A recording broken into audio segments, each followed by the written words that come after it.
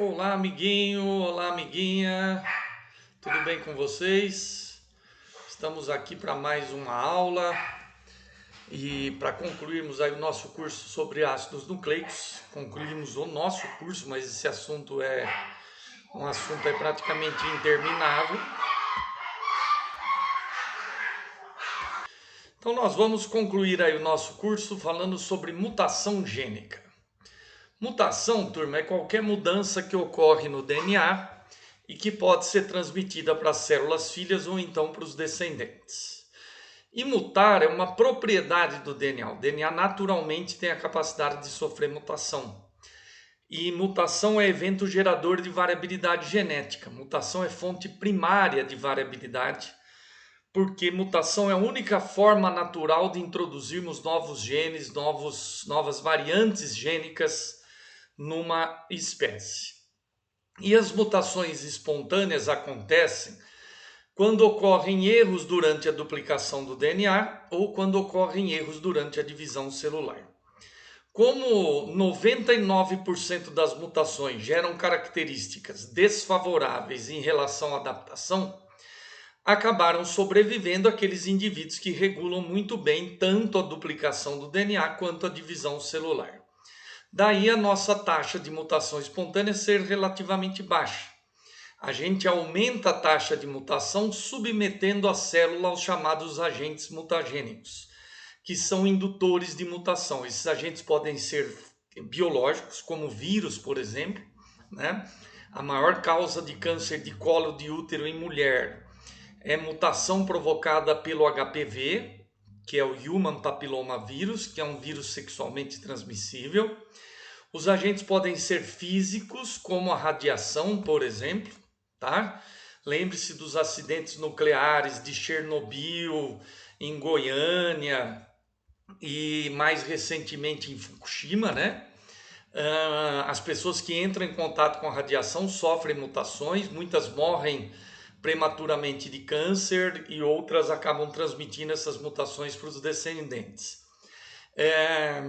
A radiação ultravioleta do Sol é um agente mutagênico também, daí a exposição excessiva ao Sol fazer com que aumente a chance de termos câncer de pele, tá? E tem agente químico mutagênico também, como fenol, formol, gás mostarda, ácido nitroso, benzopireno da fumaça do cigarro e a dioxina.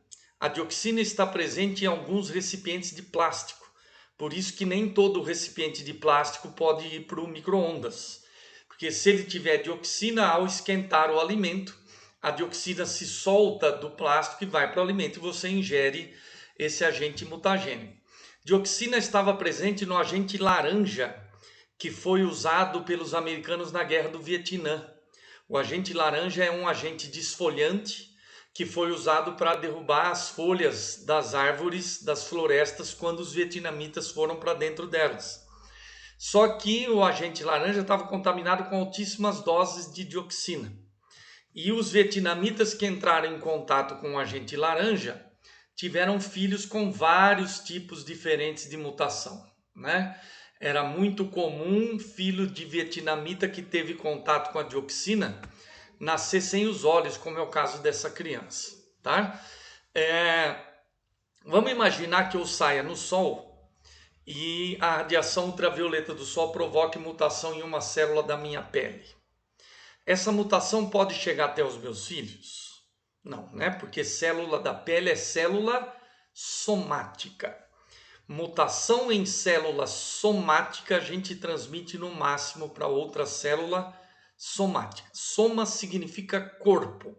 Então, célula da pele, do sangue, neurônio, célula muscular, tudo isso é célula somática. Mutação em célula somática a gente transmite no máximo para outra célula somática. Nós só vamos transmitir uma mutação para os nossos filhos se essa mutação ocorrer em um gameta. E gameta é célula germinativa. Como a radiação ultravioleta não ultrapassa a pele, porque ela não é uma radiação penetrante, ela nunca vai provocar mutação em célula germinativa. Já é diferente do raio-x, por exemplo, que é uma radiação penetrante, diferente de um agente químico, como a dioxina.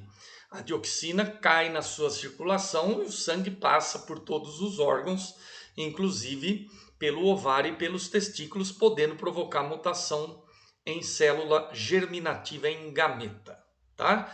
Mutação em célula somática, nós transmitimos apenas para outra célula somática. Só vamos transmitir uma mutação para os nossos filhos se essa mutação ocorrer em um gameta.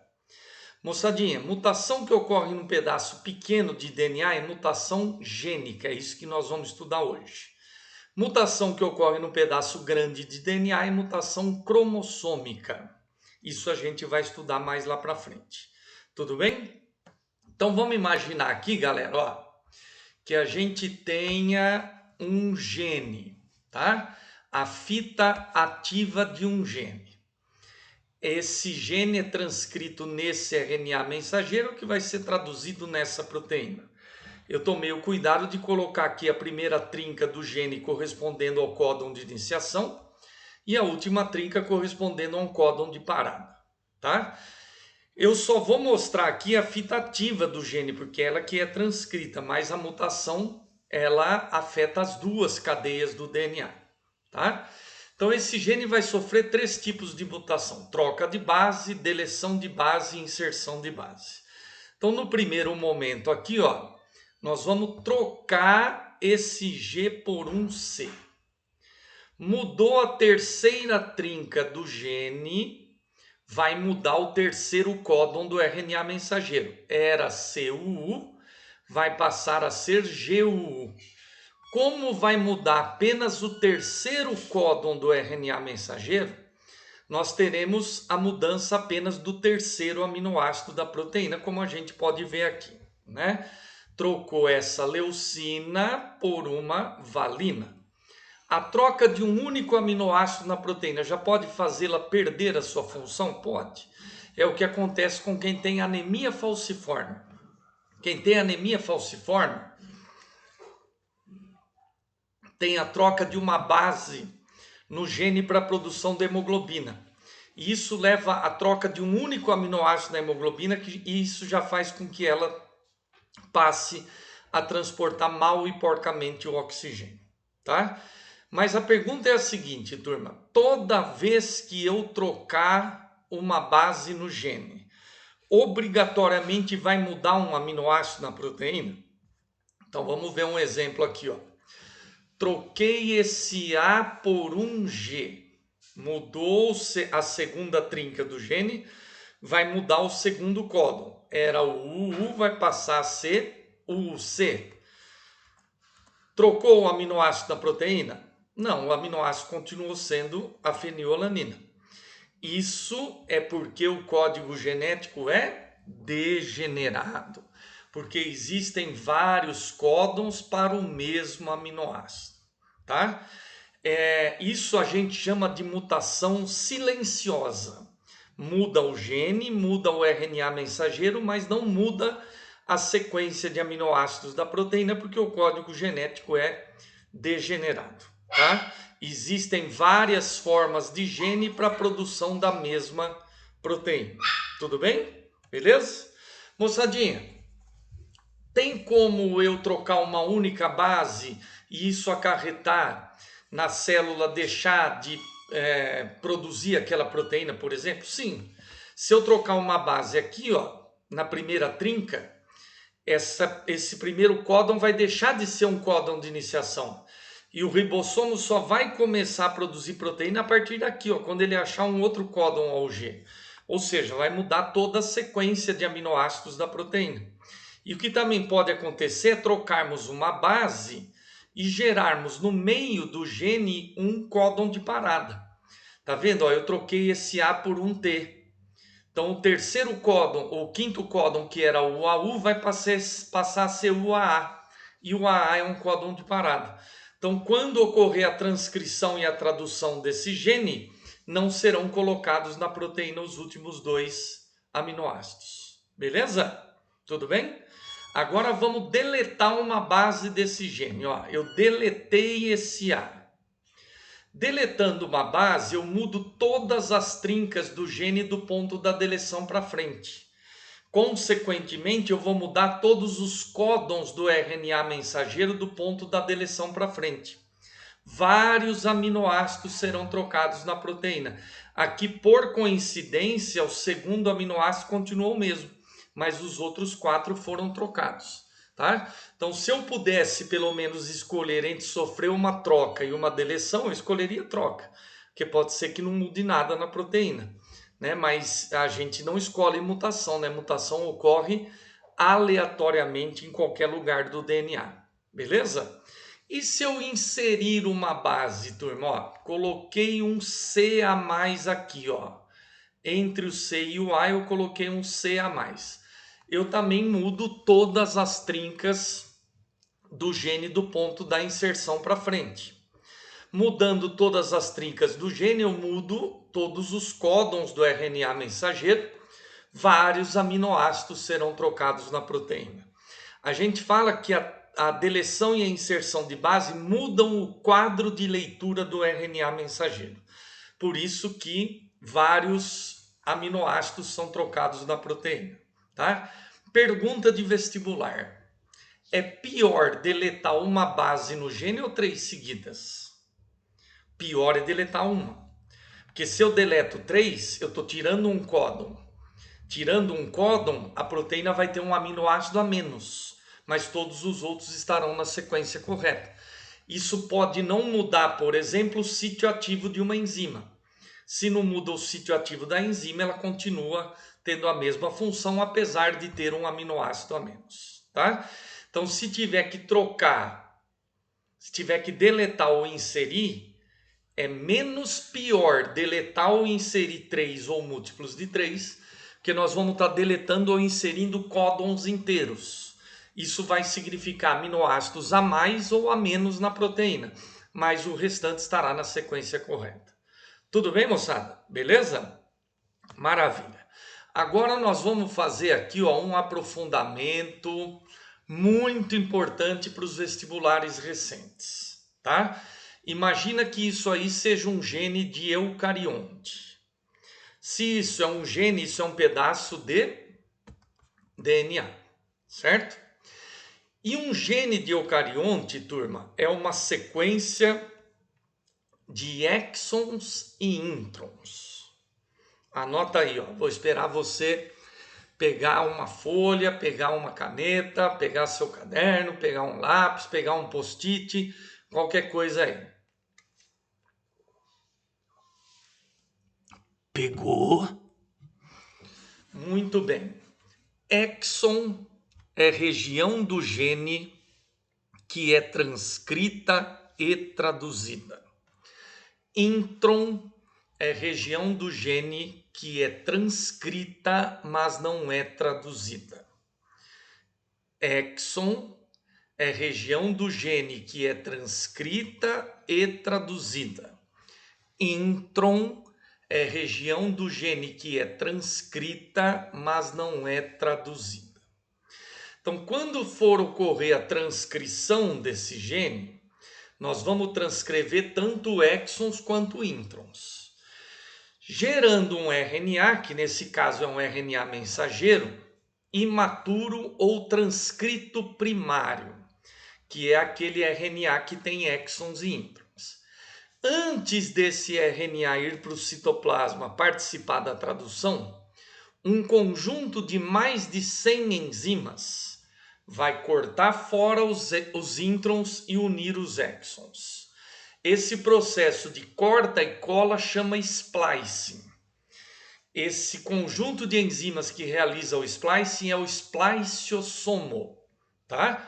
Corta o RNA, tira fora os introns e une os exons, tá? E o splice, então, gera um RNA que só tem exons. E esse RNA que só tem exons é o RNA maduro ou transcrito secundário. E é esse RNA que vai para o citoplasma ser traduzido em proteína, tá? Então, quando a gente viu aquela animação da tradução, aquele RNA que está sendo traduzido, ele é o RNA maduro, é o transcrito secundário. Tudo bem, turma? Beleza? Transcrição e splicing ocorrem no núcleo, a tradução ocorre no citoplasma, tá? Ah, Fefa, mas por que que tem intron? Durante muito tempo acharam que eles estavam ali de intrometidos, tá? Já foi horrível, já passou. Mas na verdade, turma, os introns significaram um ganho para a gente, tá? E eu vou gravar um outro vídeo mais tarde, mais para frente, para explicar para vocês por que os introns foram um ganho para os eucariontes. Tudo bem? Então, nesse momento, guarda esses conceitos aqui, depois a gente vem com um vídeo para explicar a importância do processo de splicing para os eucariontes, tá? Um outro conceito extremamente importante, turma, é o conceito de regulação gênica. Nós vimos na aula sobre DNA que todas as nossas células têm exatamente os mesmos DNAs. Todas as nossas células têm os mesmos genes. Então imaginem 3 genes, gene A, B e C. O gene A com a informação para a produção da amilase salivar, que é a enzima que acelera a hidrólise de amido na boca. O gene B com a informação para a produção da pepsina, que é a enzima que acelera a hidrólise de proteína no estômago. E o gene C com a informação para a produção da insulina, que é o hormônio que torna a membrana da célula permeável à glicose. Tem esses 3 genes numa célula do meu cérebro? Tem. Tem esses 3 genes numa célula do meu olho? Tem. Tem esses 3 genes numa célula do meu fígado? Tem, tá? Só que apesar de todas as minhas células terem o gene A, esse gene só está ativo, ele só é transcrito e traduzido em amilase salivar em algumas células da minha boca. Apesar de todas as minhas células terem o gene B, esse gene só está ativo, esse gene só é transcrito e traduzido em pepsina em algumas células do meu estômago. Apesar de todas as minhas células terem o gene C, esse gene só está ativo, ele só é transcrito e traduzido em insulina nas células beta do meu pâncreas.